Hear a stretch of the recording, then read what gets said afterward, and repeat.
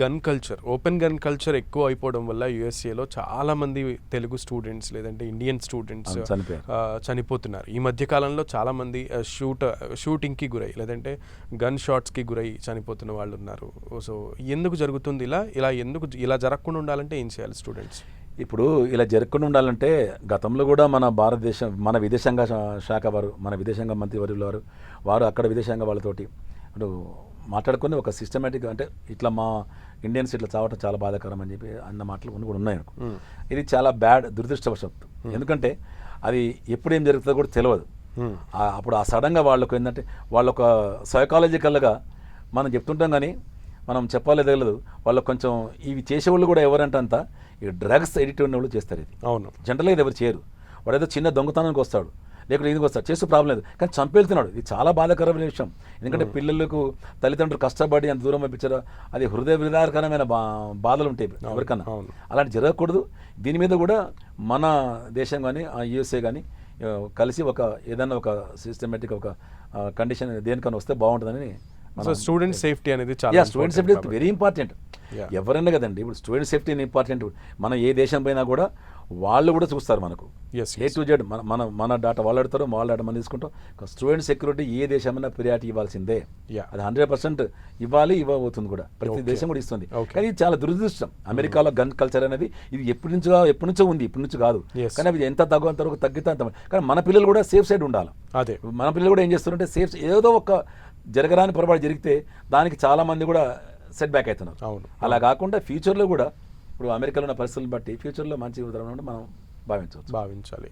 ధర్మగారు, అయితే ఏ దేశాలకి ఎటువంటి డాక్యుమెంట్స్ నీడెడ్ అండ్ ముఖ్యంగా స్క్రూటినీలో మనం ఎటువంటి డాక్యుమెంట్స్ని మన దగ్గర పెట్టుకోవాల్సి ఉంటుంది స్టూడెంట్స్ పర్టికులర్గా? సో అందులో ఏమైనా డిఫరెన్సెస్ ఉంటాయా? ఏ దేశం కన్నా అవే డాక్యుమెంట్స్ అండి, పెద్ద డిఫరెన్సెస్ సేమ్ డాక్యుమెంట్స్. ఇప్పుడు ఏంటంటే మన బేసిక్ మనం చూసుకుంటాం, ఎస్ఎస్సి, ఇంటర్మీడియట్, జనరల్గా మనకున్న మన ఇండియన్ ఆథారిటీగా మన జనరల్గా ఏదైనా ఉంటుంది కదా, బ్యాంక్ స్టేట్మెంటు, క్వాలిఫికేషన్స్, ఇవన్నీ ఏం ఎగ్జామ్ రాశారో ఎగ్జామ్స్, మెరిట్ కార్డు, ఇవన్నీ మెరిట్ కార్డు. కాబట్టి ఇక్కడ ఇంపార్టెంట్ ఏంటంటే బ్యాంకు వీళ్ళకి చూపించేది చాలా జెన్యూన్గా ఉండాలా. బ్యాంక్ స్టేట్మెంట్, ఎగ్జాక్ట్లీ స్టేట్మెంట్ జెన్యూన్గా ఉండాలా. మన ఎడ్యుకేషన్ క్వాలిఫికేషన్ అండి అన్నీ వీళ్ళు ఏంటంటే చేస్తారంటే మనం రెడీగా పెట్టుకుంటే ఒక డాక్యుమెంట్ కూడా బాగుంటుంది. పిల్లలకి సేఫ్ సైడ్, తండ్రులకి, పిల్లల పేరెంట్స్ సేఫ్ సైడ్, అందరికి సేఫ్ సైడ్. కాబట్టి ఇవన్నీ ఒక ప్రాసెస్ ప్రకారం, ఒక సిస్టమేటిక్ ప్రకారం పోతే ఎలాంటి ఇబ్బంది కూడా ఉండదు. చాలా మంది ఇక్కడ చేసే మిస్టేక్ వల్లే వాళ్ళు బ్యాక్ అవుతున్నారు. సో ఏ దేశాలు ఒక సంవత్సరానికి ఇన్ని వీసాలు ఉంటాయి కదా, సో ఏ దేశాలు ఎన్నెన్ని వీసాలు ఇచ్చే అవకాశం ఉంది, ఇస్తున్నాయి?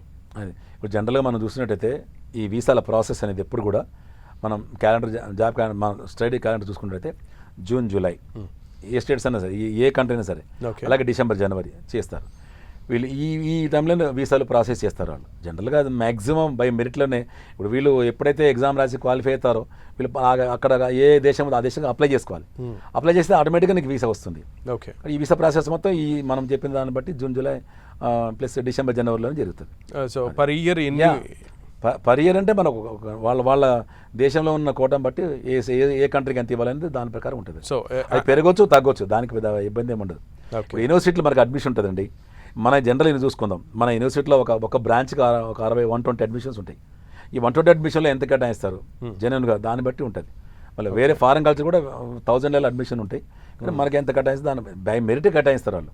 ఓకే, వితౌట్ క్వాలిఫై కాకుండా కాదు. We have to test our luck. Exactly. So